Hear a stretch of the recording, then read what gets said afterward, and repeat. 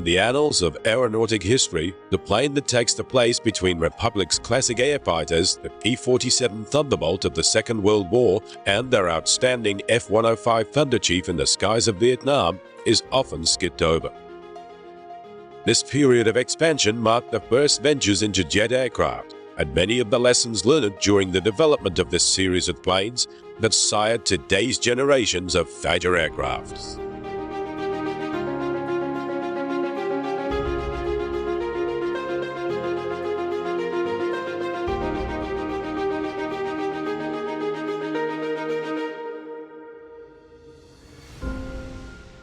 Successor to the P-47 Thunderbolt of World War II fame, the Republic F-84 Thunderjet was designed in 1944 as a mid-wing day fighter with a top speed of 600 miles per hour.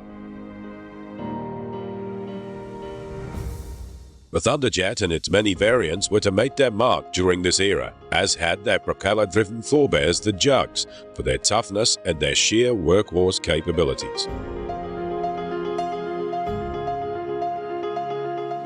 In early 1945, the U.S. Army ordered 100 models of the P-84, and the aircraft had its first flight the following year. The F-84D and the F-84E both entered operational service in 1949 and were the first models of the Thunderjet to participate in the Korean conflict.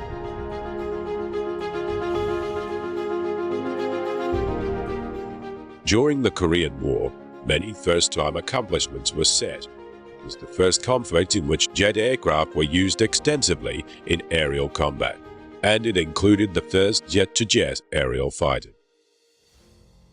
On the 27th of June 1950, 2 days after North Korea invaded South Korea, President Truman ordered American air forces into action in Korea. Because of rigorous post-World War II budget cuts, a majority of aircraft able to be deployed had been developed in the early 1940s, and the might of American air power was only a shadow of the war years. The jet aircraft then in development were severely limited by their range and takeoff and landing requirements, and as such the initial battles were fought using the propeller-driven F-51s, F-4Us, A-1s, B-26s, and B-29. All of which had served admirably in the last World War, but were definitely outdated with the dawning jet age. The first air missions were flown from irregular matted strips by the Air Force from rough bases in Korea, jets from Japan, and by the Marines from U.S. Navy carriers.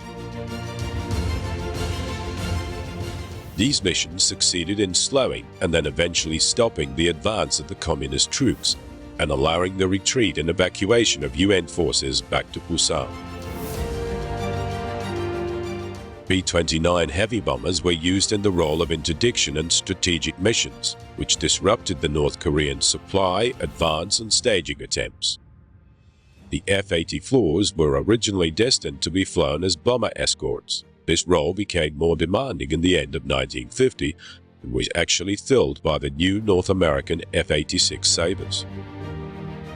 The production of other F-84 and F-86 aircraft had been in accelerated development for use in Korea in the event that the conflict continued. The aircraft were readied for delivery in mid-October, but were delayed because the conflict appeared to be drawing to a close after the North Korean army was repelled from South Korea.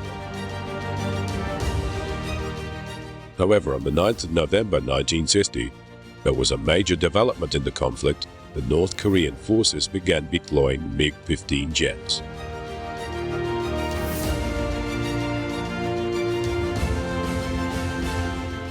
U.S. forces were then forced to deploy their more modern aircraft.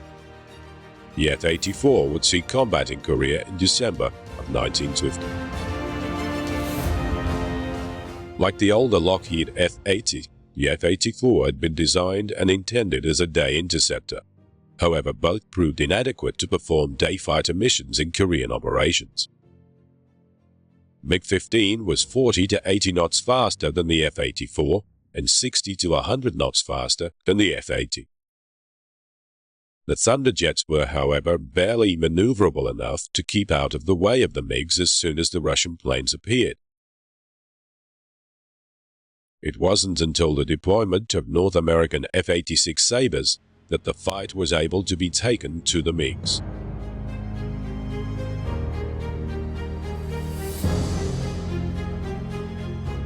With the appearance of the jet-powered MiG-15s flown by Chinese pilots, achieving and maintaining air superiority became more challenging for the United Nations. These Soviet-built swept-wing aircraft could outclimb the jet-powered American F-86A and had a 10,000-foot higher service ceiling than the Sabres. The MiG's performance advantage was especially notable at these higher altitudes, but the North American F-86 had better flying qualities and was a more stable gun platform. Additionally, American pilots proved to be more capable than their communist counterparts, which helped to even the odds. Today, debates still rage about the attributes and vices of both planes. As a consequence, the primary mission of F-84s in the conflict became their secondary design role. With the close air support of ground forces, the heavy bomb load of the F-84 made it particularly effective. Throughout the war, engineers at Republic continued development on the basic F-84, and several improved variants, including the F-84E, 84F, and 84G, which became the most numerous, were conceived. The hastily constructed and overused runways in the Far East, particularly those inside Korea, were accessible to the F-84s, though the jet's requirements of longer runways proved to be a large area of concern. The problem was overcome with the fitting of jet-assisted takeoff equipment, particularly when fully loaded for the ground attack missions. The rocket packs were jettisoned after takeoff and retrieved for reuse on the next mission. This proved to be less than ideal. Group formations, the smoke caused by the solid rocket boosters obscured the vision of all but the lead aircraft, forcing the ensuing pilots to take off using instruments only. All of the initial jets in this era, however, suffered from underpowered engines. Even in the later swept-wing models, this rocket assistance was still required. With the upgrades in power and performance, the ability to carry more load soon overtook the advances, and the rockets were again to become a common sight on military bases. In a fully laden aircraft, it was considered much safer to use the rocket packs as takeoff than to run the risk of not being airborne when you got to the end of the airstrip. Many Thunderjets were, however, lost on takeoff when this narrow margin of safety was overextended. The Thunderjet series had its origin in 1944 as a jet-powered replacement for the famed B-47 Thunderbolt. The initial design concepts were for a straightforward jet adaptation of the P-47 airframe, but it was soon proved that such a design was impractical. Concepts were started again from scratch. The initial A-model design was a low-wing monoplane with straight laminar flow wings and horizontal tailplanes mounted halfway up the vertical tail.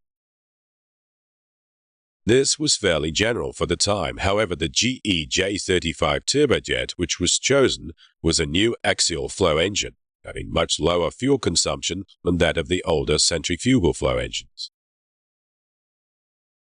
The smaller diameter of the axial flow engine had the additional advantage in that it allowed the use of a more streamlined, low-drag fuselage. These allowances offered significant advances over the older existing Bell concepts and Lockheed F-80 Shooting Star. The initial design was to prove extremely adaptable into many subsequent models, and derivatives were developed. In 1946, the most outstanding and high-performance version of the series was contracted into testing and remains an icon of the vision of designers during the era.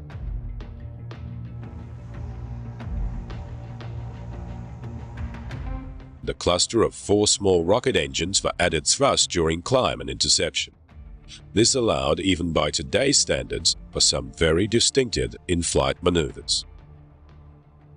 One of the two prototypes was the first US fighter to exceed Mach 1 in level flight.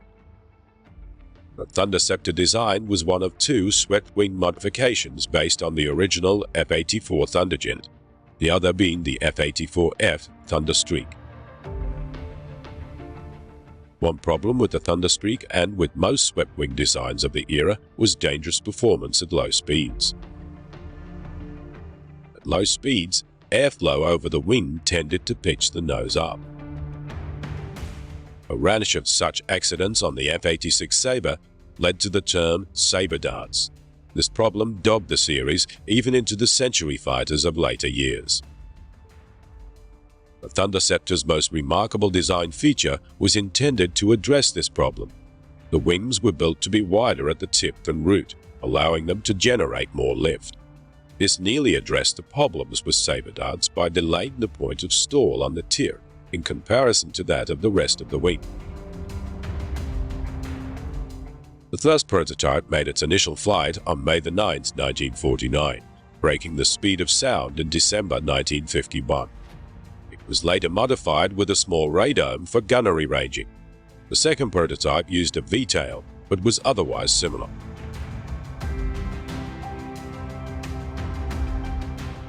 By 1954, new designs outperformed the F-91 in speed, range, and loiter time. The era of the dedicated day fighter-type interceptor was over. Another defining design concept was the ability to vary the angle of incidence of the wing as a whole, tilting it up for low-speed operations during takeoff and landing, and then decreasing for high-speed flight and cruise. This concept was used to great advantage in later years with bombers and attack planes aboard aircraft carriers.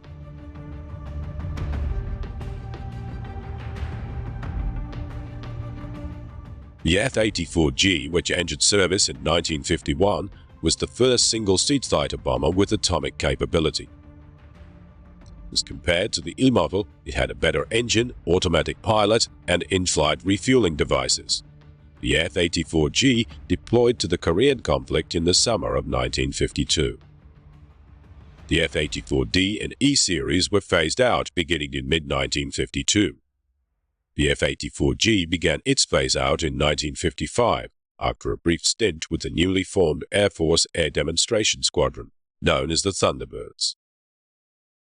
At the time, the sight of close-formation aerobatic jet aircraft must have cemented the public concept of American air superiority at air shows the world over. Even with the benefit of hindsight, flying these early-model jets at distances of sometimes less than 5 feet apart is still an inspiring, yet not heroic sight. With the rapid development of the new science of jet air warfare, concepts allowing jet-powered aircraft onto carriers soon appeared. Two RF-84F airframes were modified to accept Allison turboprop engines. These aircraft, originally the F-106, then redesignated XF-84H, had special propellers designed to rotate at supersonic speeds. The horizontal stabilizer was moved to the top of the vertical stabilizer in a T-tail arrangement to avoid the turbulent propeller wash. The aircraft's first flight was on the 22nd of July, 1955, but after ensuing development, it was deemed unusable for Navy purposes. It became the fastest propeller-driven aircraft. However, the noise and physiological effect of the blade tips breaking the sound barrier, even during taxiing, became a major area of concern. The din of over 900 sonic booms a second caused nausea and general malaise in the immediate area, even to those wearing ear protection. The effect on a confined carrier deck would have been less than satisfactory. Perhaps luckily, the birth of the steam catapult, refinement of jet design, and angled flight decks cancelled the program. Many other experimental concepts were based around the soundness of the Thunderjet's basic design.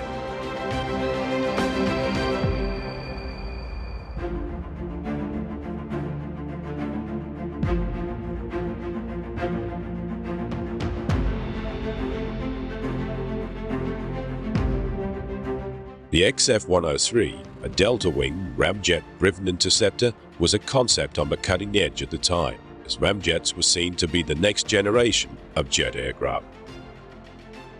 The F-84s were used to test the periscope concept of providing vision to pilots for the 103, as the plane would have no cockpit extrusion in an attempt to achieve the higher speeds provided by the ramjet's thrust. The ramjets themselves were tested on F-84s also, though very carefully. Had these engines been run up to full thrust, they would have torn the wings off this F-80, as if they were made of tissue paper. The ramjet engines have gone on into the space program and are today used in missile and drone technologies. The theories proven through the original F-84 and X-17 series have become the basics of high-Mach physics in aeronautics today. With the worries of nuclear war growing throughout the world, European powers feared the immediate destruction of their airfields with the onset of war. This led to the testing of zero-length launch concepts using F-84Gs. The assumption was that planes could be armed and then shipped on the backs of trucks or moved to individual bunkers to disperse the targets and allow for retaliatory strikes with the onset of conflict.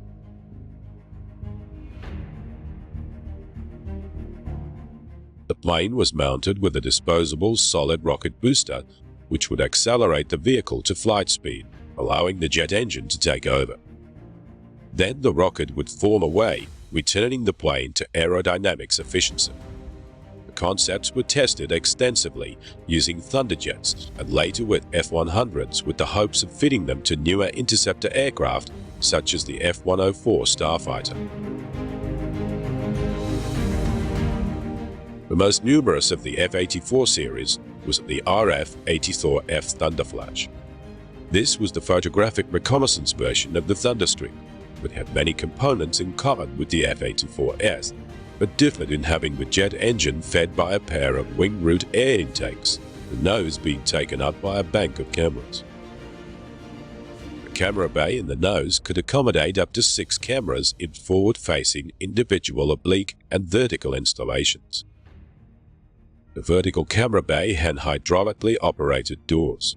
The camera's viewfinder was connected to the cockpit via an intricate periscope. For nighttime photographic reconnaissance missions, photoflash ejectors could be carried in underwing tanks. The last of 715 RF-84Fs rolled off the production lines at Farmingdale in January of 1958, and most were replaced by McDonnell RF-101 Voodoo aircraft in the late 1950s and early 1960s. Another groundbreaking test area of the F-84 was the FICON concepts during the early 1950s. Air Force decided to conduct experiments on the feasibility of Special Air Command's B-36 heavy bombers, carrying fighter aircraft suspended under their bellies.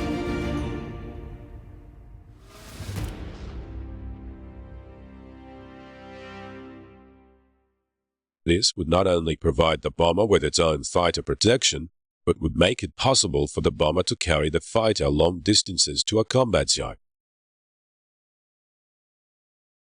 On reaching the edge of the enemy's territory, the mothership would lower its trapeze and release the fighter, which would dash into enemy territory on a high-speed reconnaissance or nuclear bomb mission.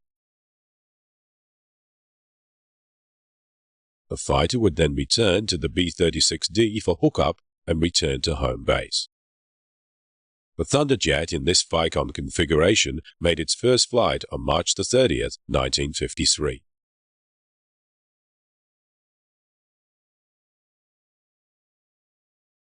The closing record of the F-84 series only ends in 1982 in Turkey, and they were finally released from active duty after many years of outstanding service.